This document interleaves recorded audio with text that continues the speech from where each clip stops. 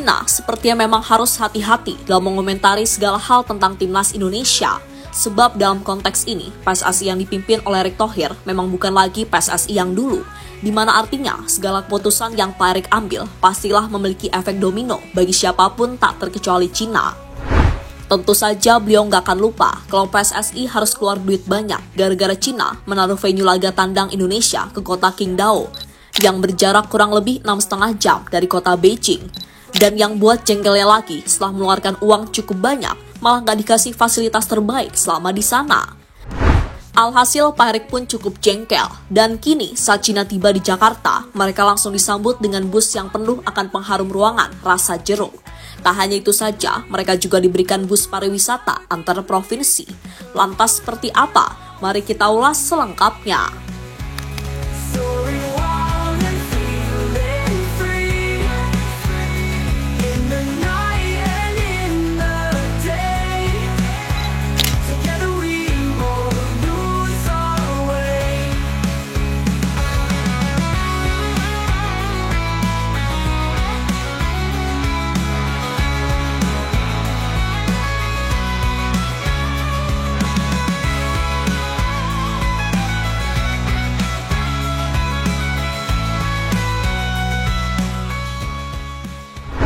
Ketika bertandang ke markas Cina di leg pertama babak round 3, seperti kita tahu kalau Cina telah melakukan segala cara agar para pemain Indonesia kelelahan dan mereka bisa amankan 3 poin penuh.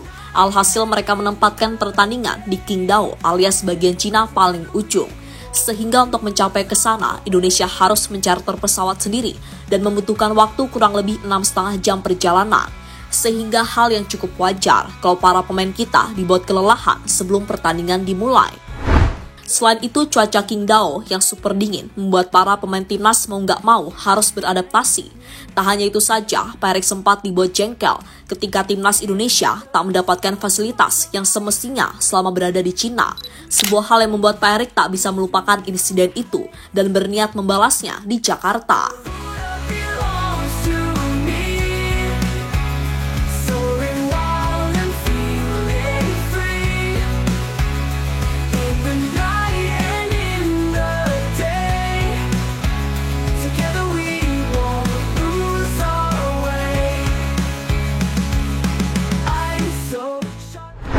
Ya, sesampainya di Jakarta, rombongan timnas Cina merasa cukup kaget dengan segala sambutan ramah yang mereka dapatkan. Selain itu, soal fasilitas, mereka juga mendapatkan yang terbaik, mulai dari pengolahan khusus sampai bus pun juga disediakan yang bagus. Walaupun ada kabar yang mengatakan, jika beberapa pemain cukup merasa terganggu dengan pewangi yang ada di bus. Sementara itu, Cina sendiri mendapatkan jemputan dari bus pariwisata antar provinsi untuk pertama kalinya setelah menginjakan kakinya di Jakarta. Tapi sebelum pada akhirnya pihak PSSI nggak tega dan memberikan bus yang layak seperti bus yang ditumpangi timnas Bahrain, Cina, dan juga Jepang ketika bertandang ke Jakarta.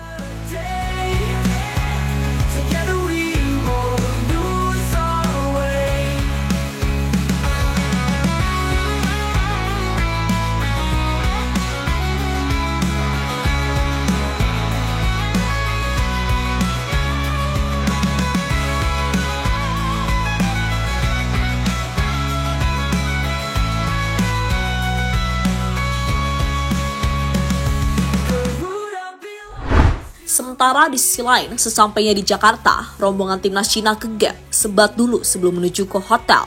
Sebuah hal yang tentu saja cukup mencuri perhatian dari pecinta sepak bola tanah air.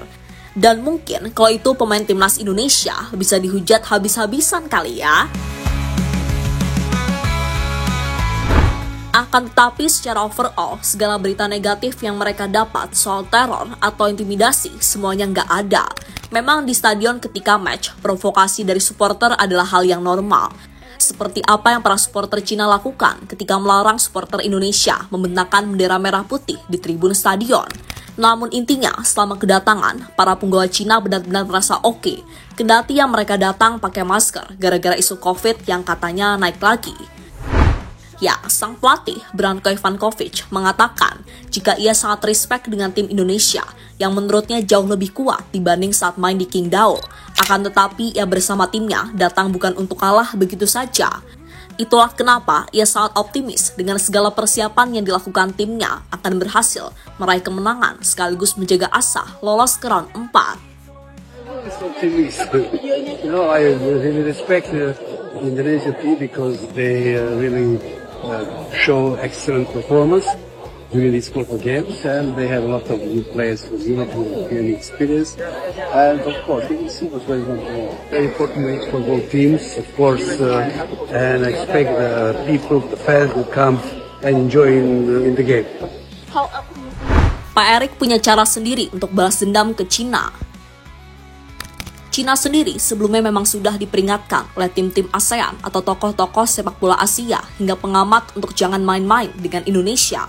Tentu saja faktor Erick Thohir adalah alasannya, dan Pak Erik pun kemarin juga bilang kalau Cina sampai mengerjai Indonesia dengan menempatkan venue pertandingan di tempat yang jauh nan dingin, maka sebagai bangsa yang besar, Pak Erik nggak akan tinggal diam. Di mana setelah itu muncul beragam asumsi kalau Pak Erik bahkan siap memakai cara Qatar untuk membuat lawannya stres sebelum pertandingan. Ini bukan soal ngasih amplop tebel ke wasit, karena itu sama sekali nggak jantan. Tapi ini lebih ke trik lah, ibaratnya ya atau iseng dikit. Ya, Pak Erik bisa memakai cara Qatar ketika di Piala Asia sukses membuat pemain Indonesia merasa stres sebelum main. Ini bukan soal memberi amplop ke wasit, tapi Pak Erik bisa memakai rute yang jauh bagi Cina dari hotel ke stadion atau tempat latihan. Misal nih, stadionnya tetap di GBK, tapi hotelnya di Depok. Kemudian pas mau tanding, muter-muterin dulu 10 hingga 15 menit, sehingga mereka cemas dan stres. Lalu pas datang, gak sempat melakukan pemanasan dengan maksimal. Ya, muter-muter kemana dulu gitu kek. Muterin Bundaran HI 10 kali dulu juga gak apa-apa. Yang penting muter dah. Intinya, Pak Erik mungkin punya rencana lain. Tapi yang pasti, beliau sudah memikirkan segalanya dengan matang. Karena semua tahu, beliau bukan tipe orang yang bertindak tanpa berpikir terlebih dahulu.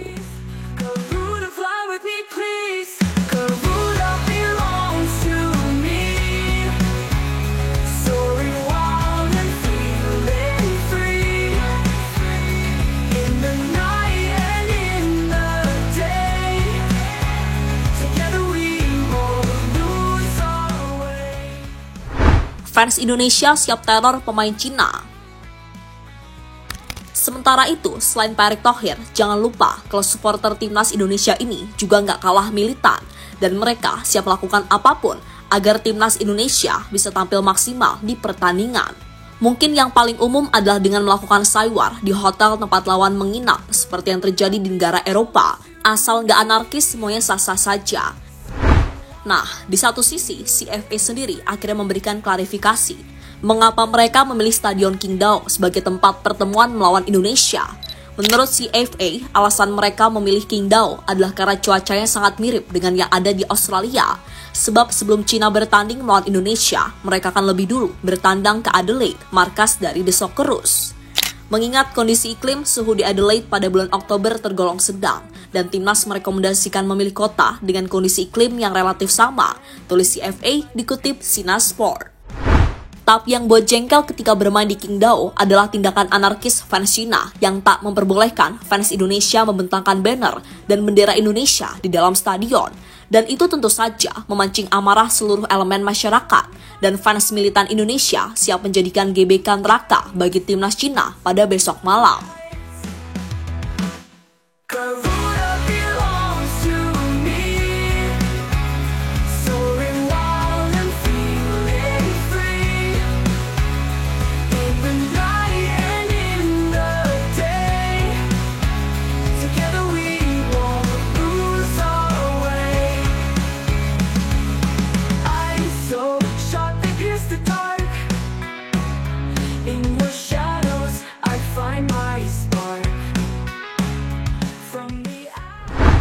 Dan terlepas dari apapun, pokoknya Pak Erik sudah berjanji akan melakukan apapun agar timnas Indonesia bisa tampil maksimal di round 3 ini. Khususnya di partai kandang, semoga saja hasilnya bisa memuaskan. Karena fair aja, lawan yang dihadapi memang levelnya lebih berat, jadi segala persiapan juga harus dilakukan secara maksimal. Terutama melawan Cina, wajib hukumnya mendapatkan 3 poin, karena peluang timnas akan tertutup rapat jika gagal mendapatkan hasil yang maksimal.